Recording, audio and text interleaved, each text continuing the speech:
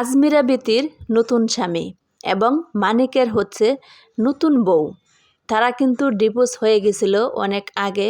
আবার অনেকে কিন্তু শুনেছেন অনেক জয়ঝামেলা কিন্তু তাদের সংসারে ছিল, অনেক কথা কিন্তু তাদের ফ্যামিলি থেকে উঠে আসছিল, অনেকেই কিন্তু আমরা শুনে থাকি।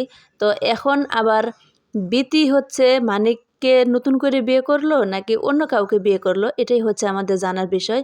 তো সত্যি কথা বলতে গেলে হচ্ছে তারা দুজন আবার এক হয়েছে, এক হয়ে তারা দুজন আবার হাইকোর্টে গিয়ে তারা বিয়ে করেছে নতুন করে।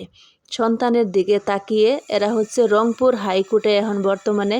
এই হাইকোর্টে হচ্ছে বেতিও হচ্ছে মামলা করেছিল, আবার মানিকা হচ্ছে অনেকগুলো মামলা করেছিল।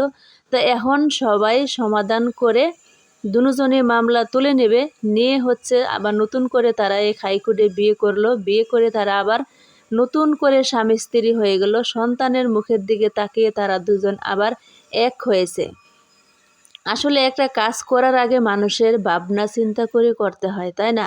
যখন মানিক ডিভোর্স দিয়ে দেয় তখন কিন্তু মাথায় চিন্তা ভাবনা করা উচিত ছিল যে তার দুটো সন্তান, এখন ডিভোর্স দেওয়ার পরে আবার নতুন করে বিয়ে করা, এগুলো হচ্ছে আবার সোশ্যাল মিডিয়াতে দেওয়া, নিয়ে আসা, মানুষকে জানানো, পাবলিককে শোনানো। কিন্তু ভবিষ্যতে এগুলো হচ্ছে সন্তানের কোনো ক্ষতি হয়। কারণ মানুষে কিন্তু কথায় কথায় বলবে যে তোর মা আবার বিয়ে করেছে বা তোর বাবা আবার বিয়ে করেছে, এসব কথাগুলো কিন্তু বলা হবে বা বলবে, যেহেতু তারা পাবলিকের কাছে কথাগুলো জানায় বা পাবলিককে বলে দেখায়। তো এই কথাগুলো কিন্তু একটা সময় উঠে আসবে।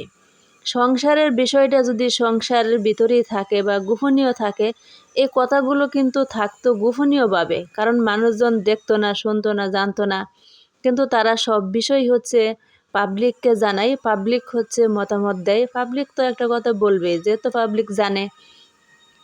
তবে বিষয় এটা না যে তারা দুজন আবার এক হয়েছে, সন্তানগুলো ভালো থাকবে, সুন্দর থাকবে, এটাই হচ্ছে সবচেয়ে বড় কথা।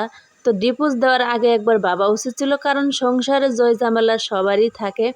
এখন রাগের মাথায় যখন ডিভোর্স হয়ে যায়, আবার পুনরায় বিয়ে করা, স্বামী স্ত্রী হওয়া, এসব স্মৃতিগুলো, এসব ভিডিওগুলো কিন্তু আজীবনই থাকবে, মানুষ দেখবে, বলবে।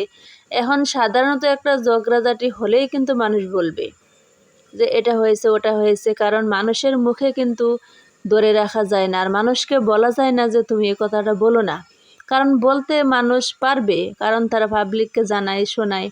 তো যাই হোক, ওটা বড় কথা না, বড় কথা হচ্ছে তারা দুজন আবার নতুন করে বিয়ে করেছে, নতুন করে স্বামী স্ত্রী হয়েছে, আবার নতুন করে দাম্পত্য জীবন শুরু করবে। তো তাদের চলার পথ সুন্দর হোক, ভবিষ্যতে যেন আর কোনো এরকম ভুল না হয়। তো আমার চ্যানেলে যারা নতুন সাবস্ক্রাইব করেননি, প্রতিনিয়ত যারা আমার ভিডিও দেখেন, সবাই সাবস্ক্রাইব করে আমার পাশে থাকবেন। ধন্যবাদ সবাইকে।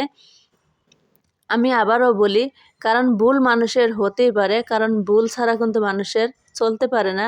তো মানুষের ভুল থেকেই কিন্তু মানুষ শিক্ষা পায় কতটুক ভালো এবং মন্দ। তো যাই হোক, ভুল তাদেরও হয়েছে, আবার তারা নিজেরাই সংশোধন করে নিয়েছে।